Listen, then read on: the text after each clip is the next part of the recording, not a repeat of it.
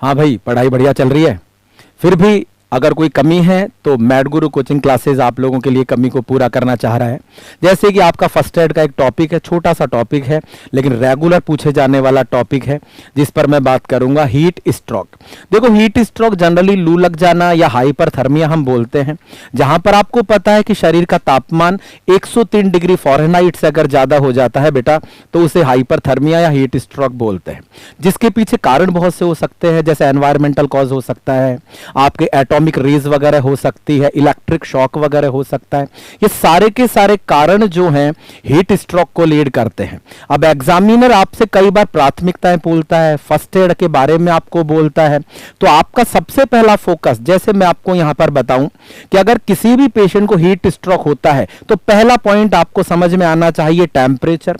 दूसरा आपको समझ में आना चाहिए मेन कारण एनवायरमेंट होता है।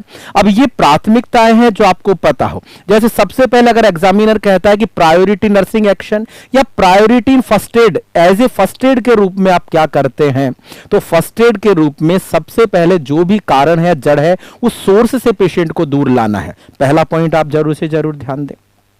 फिर आप उसे जो है कूल एनवायरनमेंट प्रोवाइड करवा सकते हो, थोड़ा सा ठंडा वातावरण हो। मान लीजिएगा कि सोसाइटी में है, कम्युनिटी में है, तो जो दीवार वगैरह होती है, पेड़ है, उनके नीचे आप उसे ले आए, साइड में ले आए आप उसको। इसके अलावा आपका मुख्य जो इंटरवेंशन है वो आपने बताना, एयरवे को क्लीन करना। सीक्रेशंस जो एयरवे में आ रहे हैं आप उसे जरूर से जरूर क्लीन करें, एयरवे पेटेंसी को मेंटेन करें।